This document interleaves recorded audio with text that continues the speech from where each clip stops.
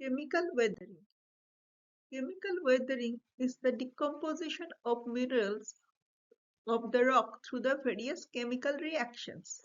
There are changes in the molecule structures of rocks, changes in the mineral composition of rocks, and sometimes it's transformed into the new substances. All the chemical weatherings is lithospheric phenomena. It's related to the lithosphere and up to the some extent up to the few depth of the lithosphere. And sometimes chemical weathering also the interaction between the lithosphere, atmosphere and hydrospheres is related to the coastal region. This fact is true in the cases of karst topography. Controlling factors of chemical weathering. Like physical weathering, time is very important attributes for the chemical weathering too. The climatic factors, temperature, rainfall, and humidity, plays important roles in the case of chemical weathering.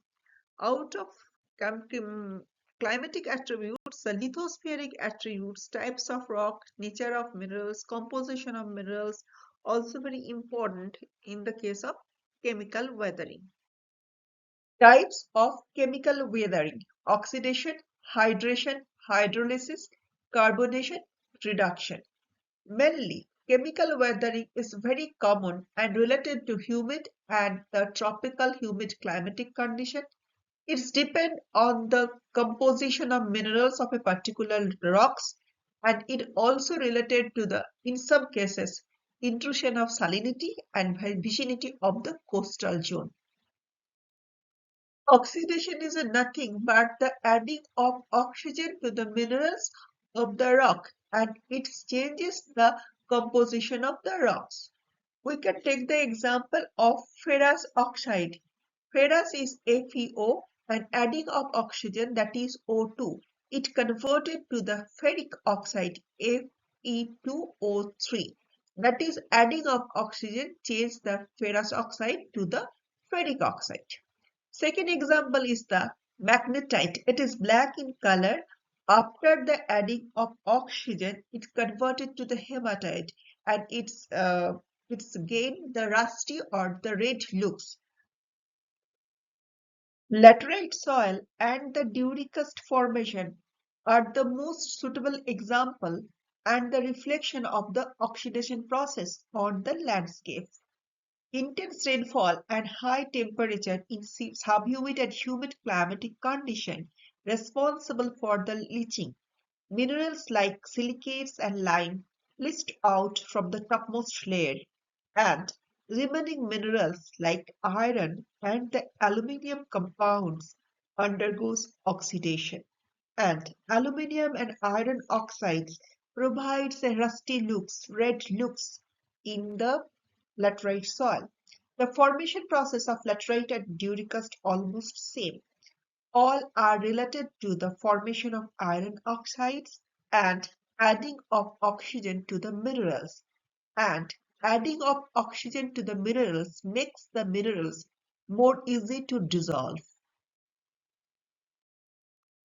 In hydration, minerals absorb water and there is consequences of that fact is the changes in the structure of the minerals. It's very common in humid climatic condition. Water molecules added to the minerals and changes the mineral structure. It normally works on the secondary minerals. Secondary minerals are the new minerals formed by the weathering of primary minerals like silicate clay minerals, carbonate, phosphate, hydroxide, etc. Example of hydration: calcium sulfate absorbs water and calcium sulfate converts to the gypsum, calcium sulfate hydrate. And another example is the aluminium oxide, here Al2O3, aluminium plus oxygen, and absorb water H2O, and aluminium oxide changes to aluminium hydroxide. Hydration as a weathering process also reflected on the landscape. Bauxite formation in the part of Jharkhand, Maharashtra, western part of West Bengal are the example of that. And Gypsum crust topography in Europe, especially in Ukraine and Somalia, are the suitable example of that. These are the bauxite-dominated landscape and reflection of hydration process. It's the gypsum karst cave of Ukraine. It is known as Optimistic Cave. It is the largest cave of Europe. It covers almost 2 square kilometer area. It's a reflection of hydration process on landscapes, especially in gypsum-dominated area. Hydrolysis, that is the breaking of the water molecules. It breaks into the two parts, positive and negative ions, hydrogen and hydroxide ions. These disintegrated ions combines with the minerals and makes changes in the rock composition.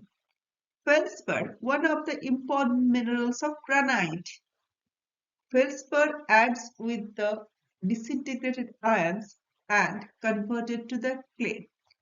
Similarly, pyroxene, olivine converted to clay after adding to the disintegrated minerals. This method is known as hydrolysis. Ions adds with the minerals and consequence is the changes of the minerals. Carbon dioxide (CO2) dissolve with the atmospheric water or red water, that is H2O, and form the weak acid, that is H2CO3. It is carbonic acids. These carbonic acids react with the minerals like limestone, dolomite, sometimes in sandstones too, and forms the calcium bicarbonate. In limestone, it reacts with the calcium bicarbonate, that is CaCO3, and to form the calcium bicarbonate. And that calcium bicarbonate is easily dissolved and carried away by the water, and consequent is the hollowing of the rocks over the time. It forms the various type of karst landform. It is very common in the Rawat cave near the Dehradun, Pachmari in the Madhya Pradesh, and the Bora cave near the Visakhapatnam and Bastar in Chhattisgarh. Even the Yugoslavian karst region is famous for the chemical weathering as well as the carbonation methods. Mammoth Cave, Kentucky, USA is the world's largest cave system. It is 651 kilometers long. Mammoth Cave is famous for the karst topography, that is stalactite, stalagmite. Mammoth Cave National Park has a long and most famous karst topography in the entire world. Let's have a glimpse of the Mammoth Cave.